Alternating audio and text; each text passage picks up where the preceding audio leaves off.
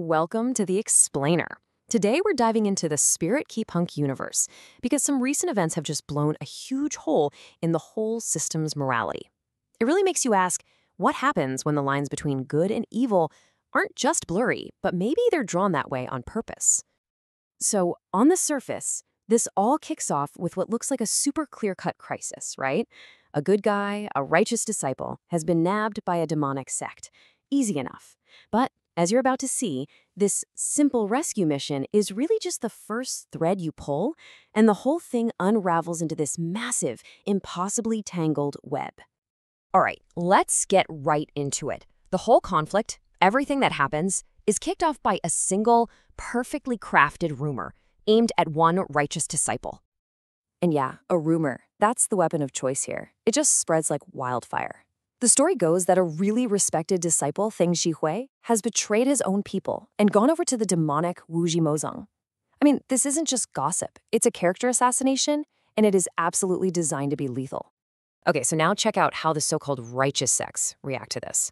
The Jue Domain, they're pretty sure this rumor is bogus, probably planted by someone else. But do they step in and clear the air? No way. Instead, they see it as this golden opportunity to trash a rival's reputation. It's a perfect example of the prisoner's dilemma that runs this world. You know, in a system that's cutthroat, even the good guys feel like they have to play dirty just to stay in the game. So what happens when the official systems, the ones meant to uphold justice, choose politics over the truth? Well, who steps up? You get this incredible, unlikely team of outcasts, misfits, and, well, disgraced warriors. I mean, just look at this crew. This is not your officially sanctioned A-team of heroes. Nope.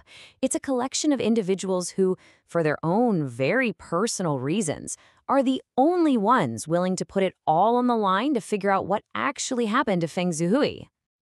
And this is where our protagonist, Ye Sheng, comes in. By all accounts, in this world, he's a nobody.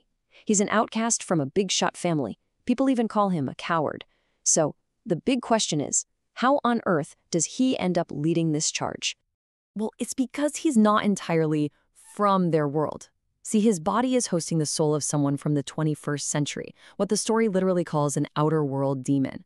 And this modern soul, it gives him a completely unique perspective. He sees all the hypocrisy, the corruption, the systemic injustice that everyone else has just accepted as, the way things are. That outsider's view is what makes him the ultimate catalyst for change.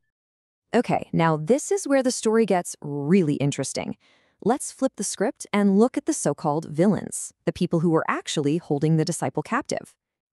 So these guys are the Yu Li Tong, a branch of the big bad Wu Mozong.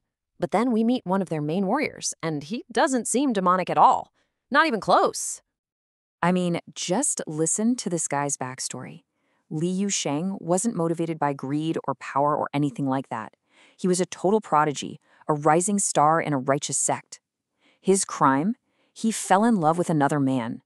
And for that, the righteous path didn't just punish him, it brutalized him. They cut off his legs and left him for dead. The Wu Mozong didn't turn him evil. They were the ones who found him and saved his life. And that right there, that just perfectly captures the tragedy of it all. The good guys called him a monster, destroyed his future, and gave him literally nowhere else to go.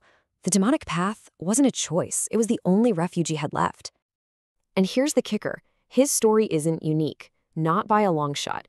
He straight up says that in his sect, there are countless stories even worse than his. Think about that. They're all victims of the exact same system that claims to be their enemy. Which brings us to what is honestly the most powerful idea in this whole storyline. The true nature of the enemy, it is not what you think. His colleague, Yan Dengluo, she lays it out perfectly. Her own family was basically the poster child for good guys, and they were completely wiped out by the righteous Jedao men, all in the name of purging demons. She explains that their whole organization is born from these kinds of pasts, from these deep, unforgivable traumas. And then she gives it a name. She calls the Wu Mozong a meme. And she doesn't mean like an internet meme. She means it's not an army you can fight or a kingdom you can conquer.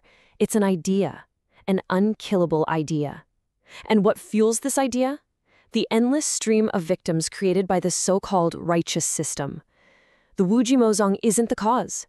It's the consequence. So you've got this vicious cycle, right?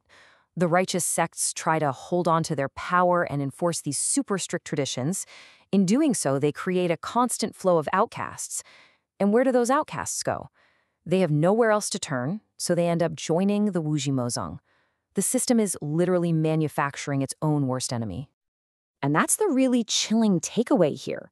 You can't win this fight by just killing members of the Wujimozong. It's impossible. Because for every one you get rid of, the system just churns out 2 more to take their place. You're just fighting the symptom. The disease, the system itself, is just getting worse. So at the end of the day, we're left with a really heavy question. If a system is constantly creating its own monsters, if the only difference between a hero and a villain is who gets to write the history books, then who is the true villain here? Maybe, just maybe, it's not the demonic sect at all. Maybe it's the world that makes them not just possible, but completely and utterly inevitable.